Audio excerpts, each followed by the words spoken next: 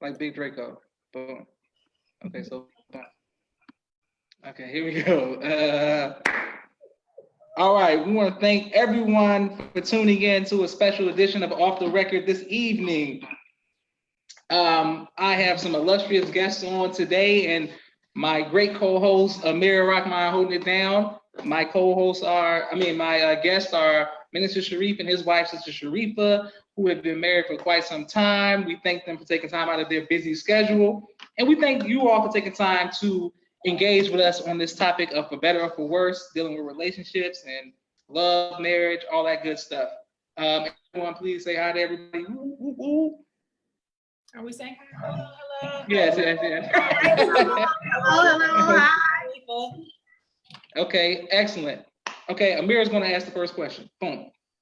Oh, right to it. I guess you all probably said this quite a few times, but I don't remember. So I'm asking, how did you all meet? I don't know that story. I've known you all quite a few for years. So how did you all meet? We met at Muhammad's Mosque number 4 in Washington, D.C.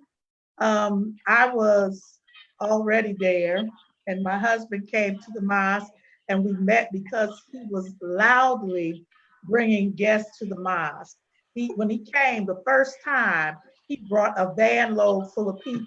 Oh, wow. And he was yelling at the people. And I said, who is that? And my brother said, oh, no. Brother Jamil said, no, you and him, not the two of you, which only piqued my interest. So we knew each other for a long time, though. She couldn't help it. I couldn't help myself. Of course. When they say don't go over there, of course you gotta go over there. Of course. Look at this. Joshua, what's wrong? Because that's Ameerah's philosophy on life, so I'm trying to just no.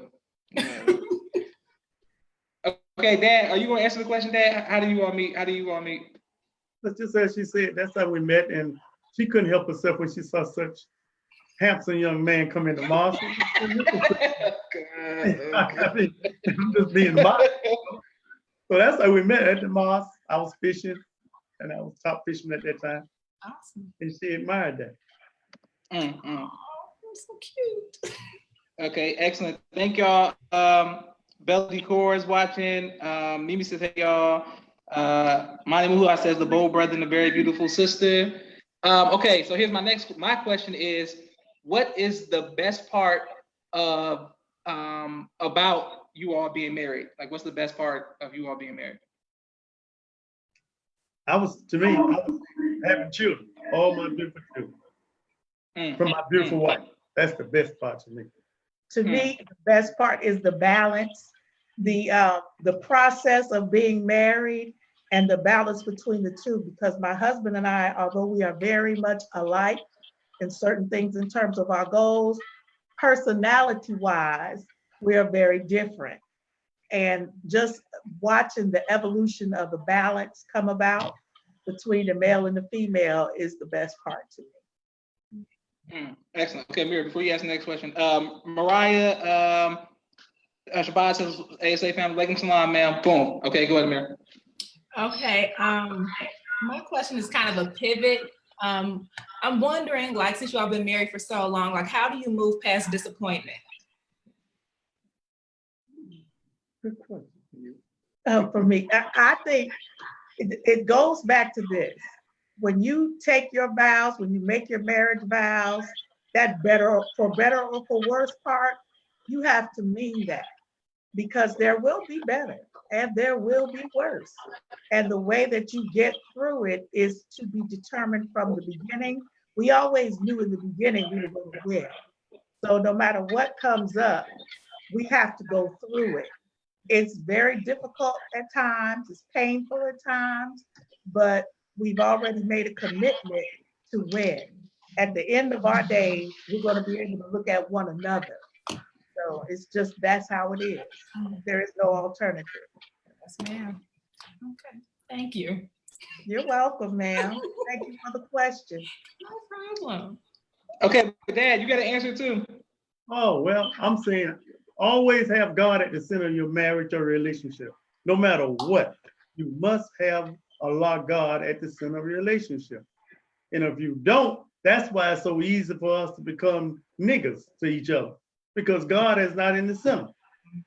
If you keep God at the center, then respect stays there no matter how angry you get. No matter if you have to sleep on the sofa, no matter if you have to sleep in the car, whatever, but keep God at the center. And often we remove God out of the equation, and then we want to deal with each other like Negroes, and that's not right. And it won't work. You have to allow God at the center no matter what. That's powerful. Excellent. Excellent. And that they're saying the sound, when you bang on the table, it's not off the sound a little bit. Okay. Yes, sir. But we appreciate your passion and your honesty, both of you all. Ameerah as well. Thank you. We got a question from the audience. But before we go to the audience, we want to thank the sponsors of this show is ABC I Love Me, Mimi with her children's book.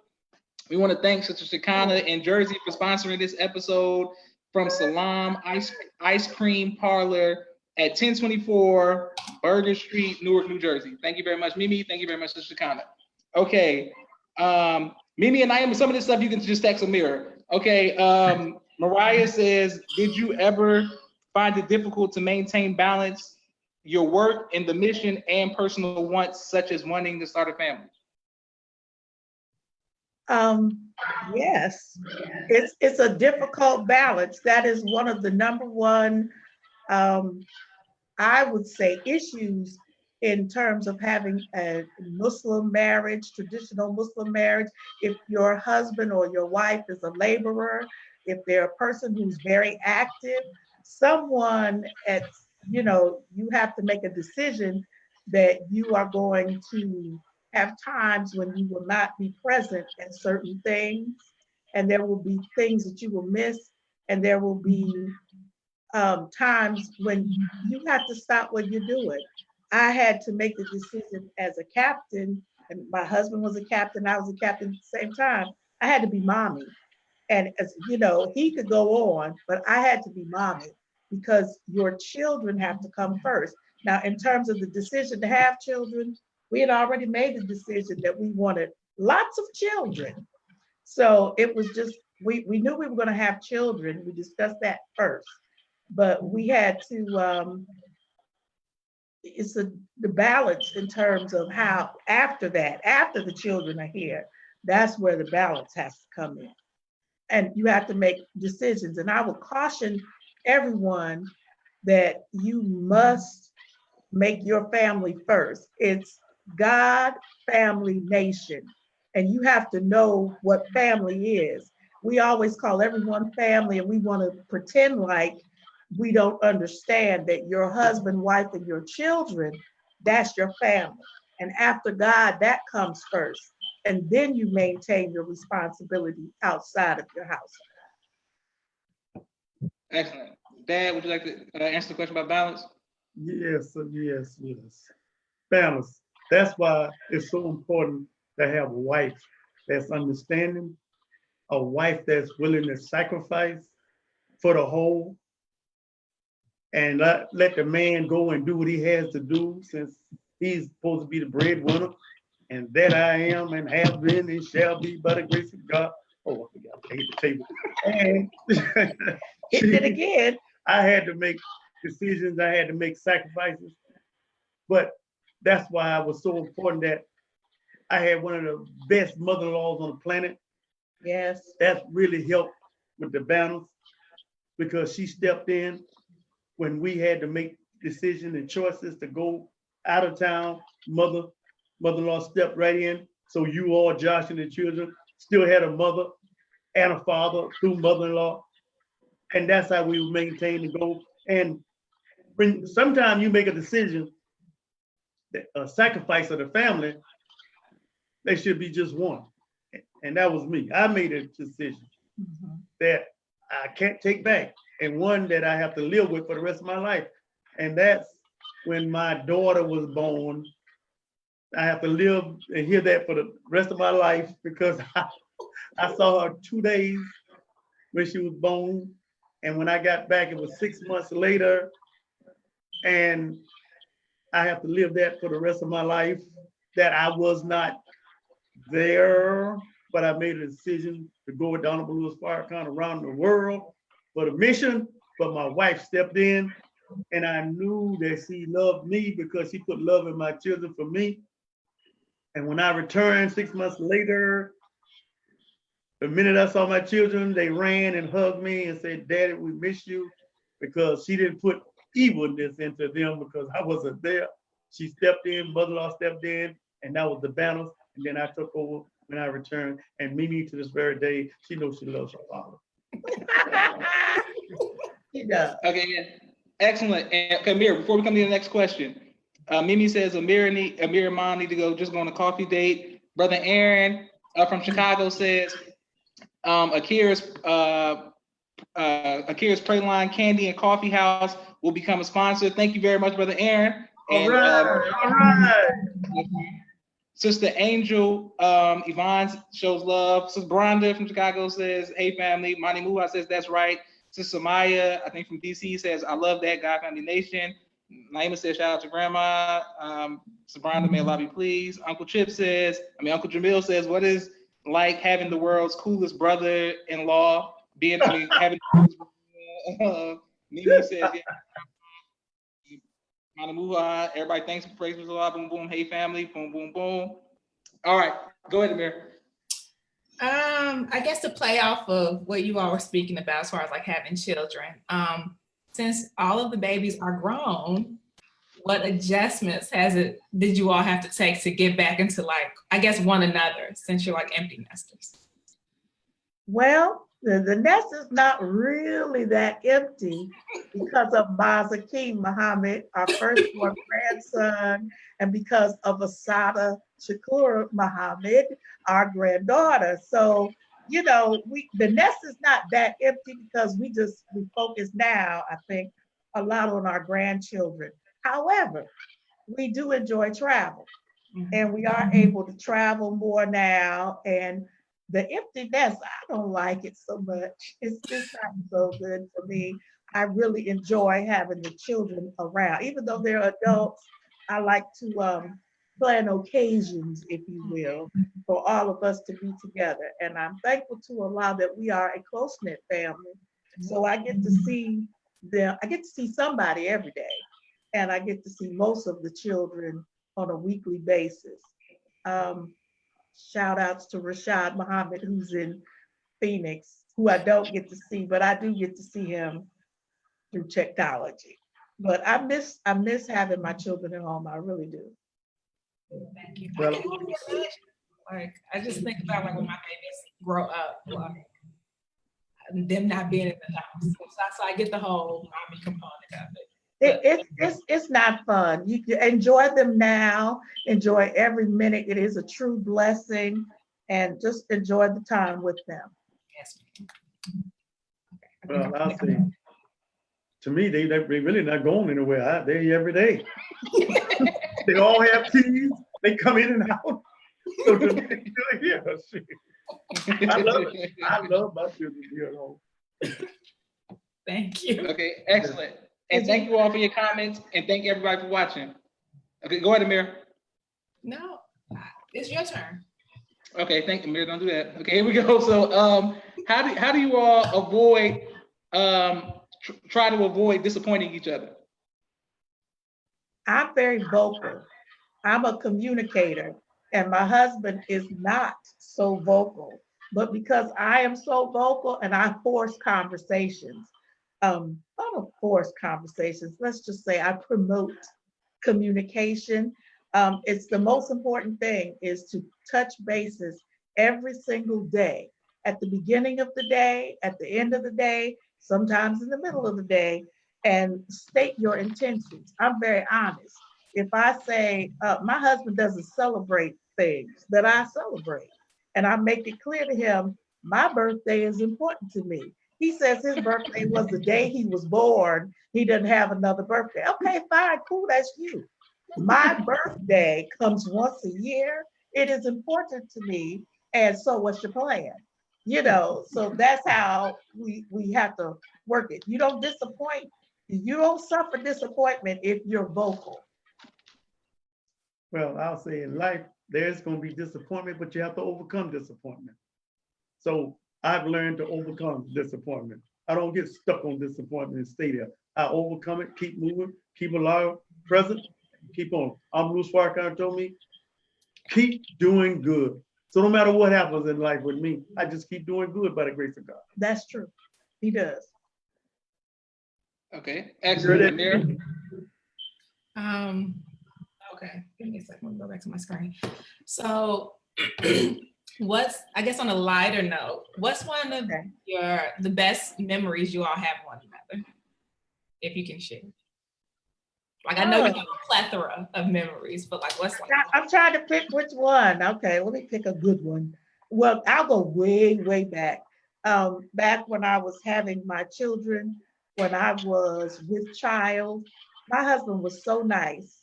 He was so careful with me and concerned. And one of my favorite memories is him, he would tie my shoes. He would put my shoes on and tie them up for me because I could not do it. He would do things for me, and he was so sensitive and caring for me. And that was some stuff he put in the bank. So when he had to make a withdrawal later on doing something that wasn't so, I go back to that. But he was really, really a kind and gentle person. That's a blessing. That's so sweet. Thank you, Ameerah. Joshua don't. Okay, Dad, Mom. Okay, this is what they said. What has been your greatest trial in your marriage, and how did you overcome it? Or your greatest storm? That's what they say. Your greatest storm, and how did you overcome that? Oh boy, there's been a lot of storms, children. There will be storms.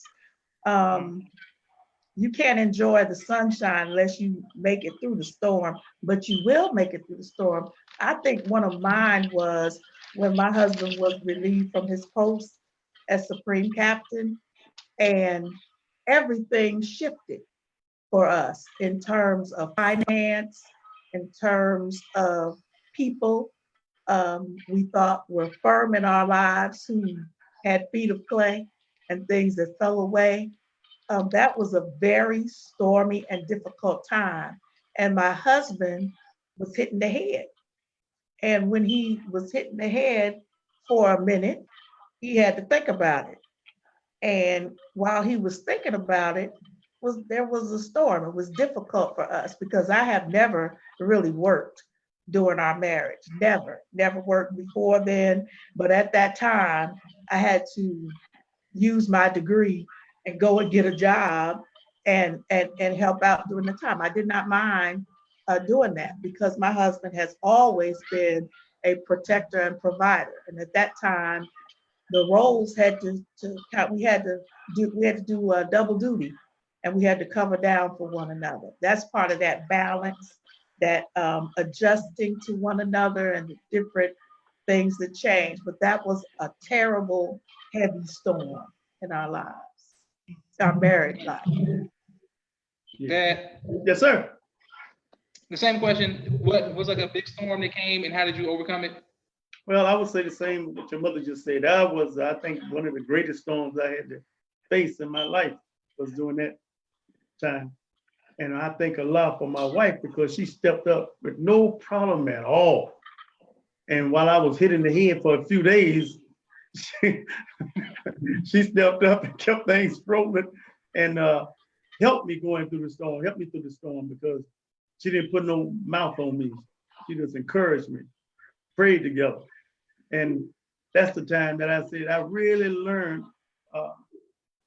the value of a woman is when the hard trials hit. Usually, Yes, sir. we come out with a mouth, they bail out on you. Usually, those real, those times when it really, really get hard. But we stayed together. Matter of fact, we bonded closer together. And that's when I see and I say this to all brothers, you don't really know what you're made out of until hard times come. And that's why I'm going, by the grace of God, starting next week, I'm going on tour. And I want to talk to the brothers that a real FOI don't break under pressure. Because, right now it seems like all the brothers just about to breaking under pressure. That was real tremendous pressure during that time. And I had to go, and I said, unashamed, I went and cleaned bathrooms to take care of my family. You know, because I couldn't put on my resume, you know, going to get a job. I was Supreme Captain. Who's going to hire me? But I still had to take care of my family. So I went and I got a contract and I started cleaning bathrooms and daycare. But I was willing to do anything legal to take care of my family. I wasn't going to have my little Josh hungry. No, I couldn't have that. And I couldn't do that. I had to go to work. And my wife was right there with me and my children.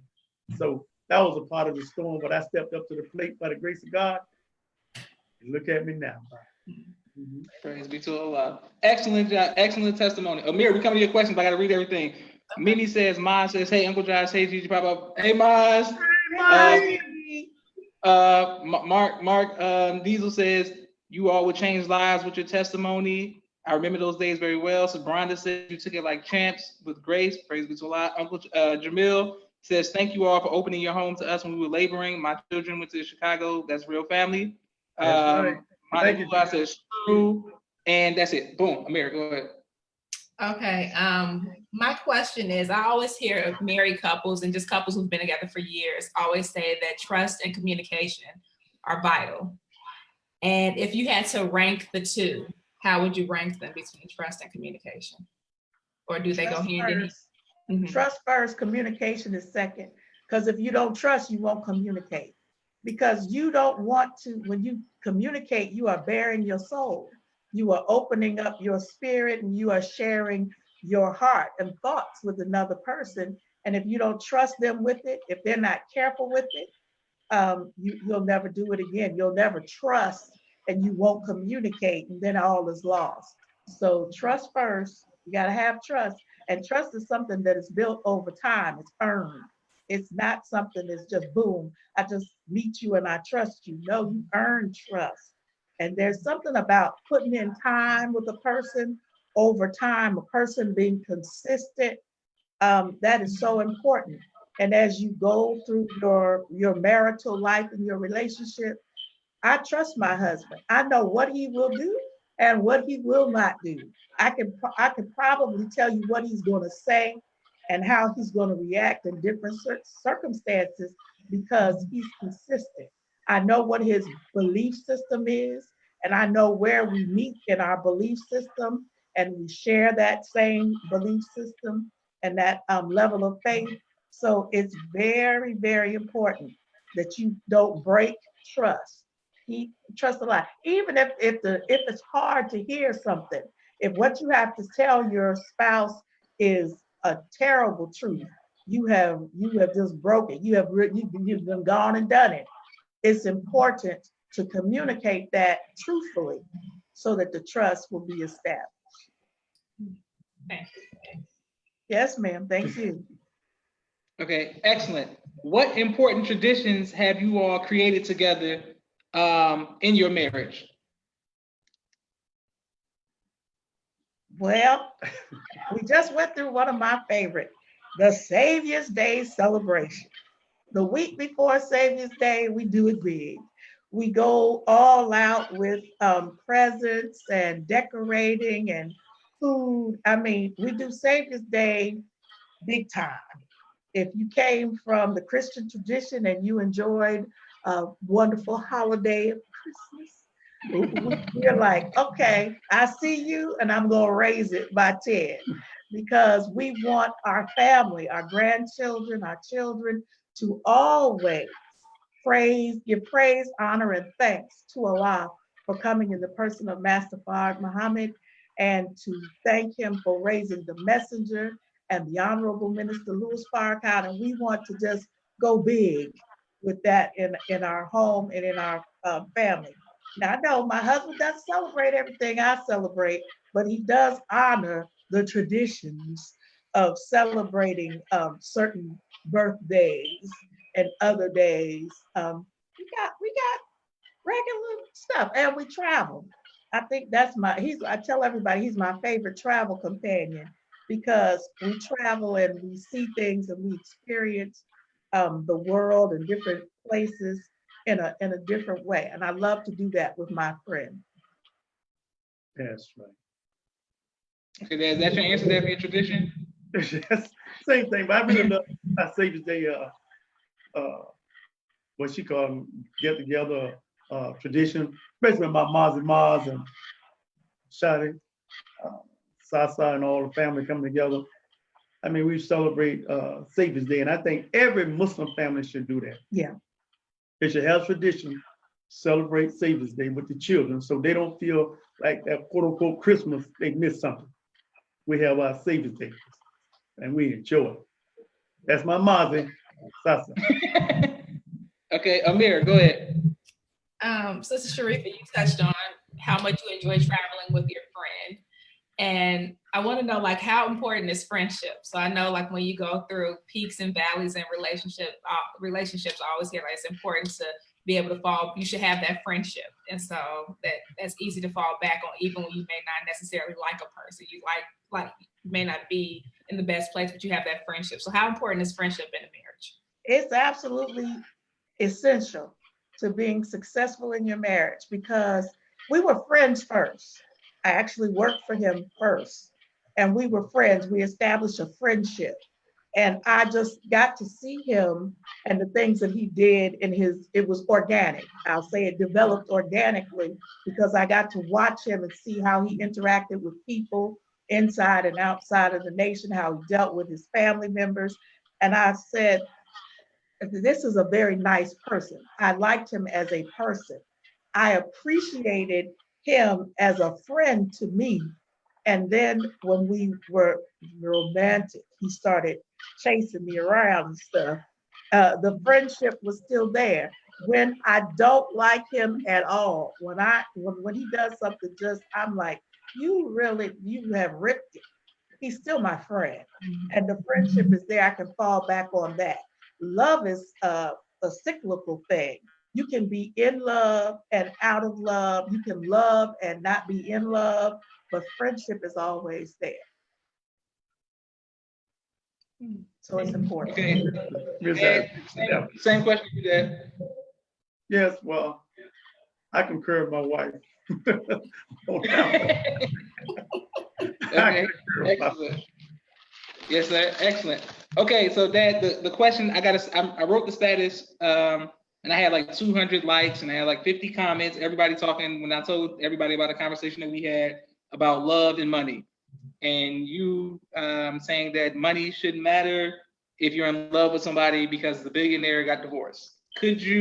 What advice would you give to people who aren't where they want to be in life as far as success or money, looking for somebody to spend the rest of their life with?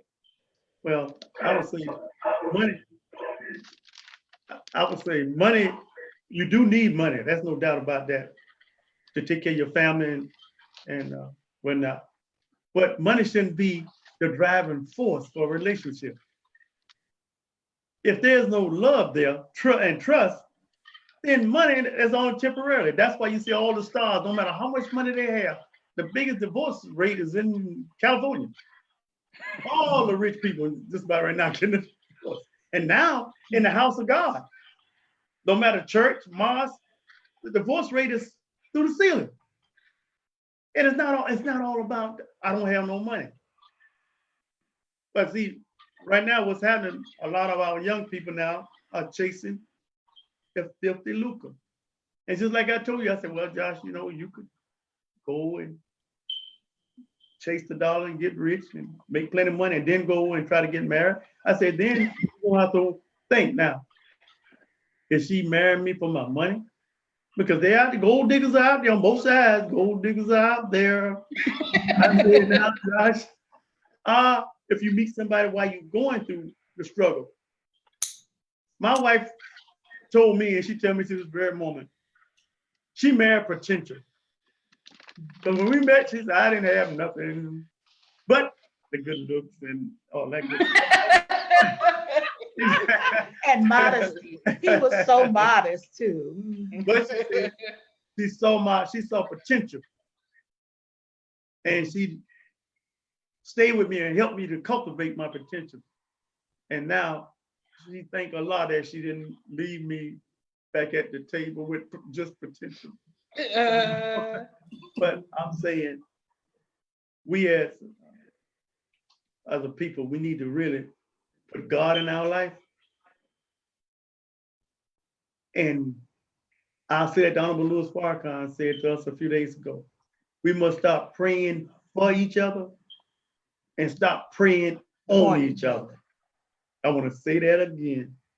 We must start praying for each other and stop praying on each other. So in relationship, it has got to the point now where we pray on each other. And that it shouldn't be like that. We should pray for each other. Because prayer does change things. Yes, sir. If you believe. Mhm. I'm gonna say that again. Prayer does change things if we believe. But what has happened now with most of our relationship, we really don't believe in God anymore because we have allowed pain in our personal lives to undermine faith. Oh, let me say that again. I gotta get out of here. We have allowed pain in our personal lives to undermine faith in the very thing we say we believe in. Now you take that to the bank. excellent. Okay, Ameerah, go ahead. I guess you all kind of touched on it already. I was gonna add, you kind of, our entire conversation has touched on it.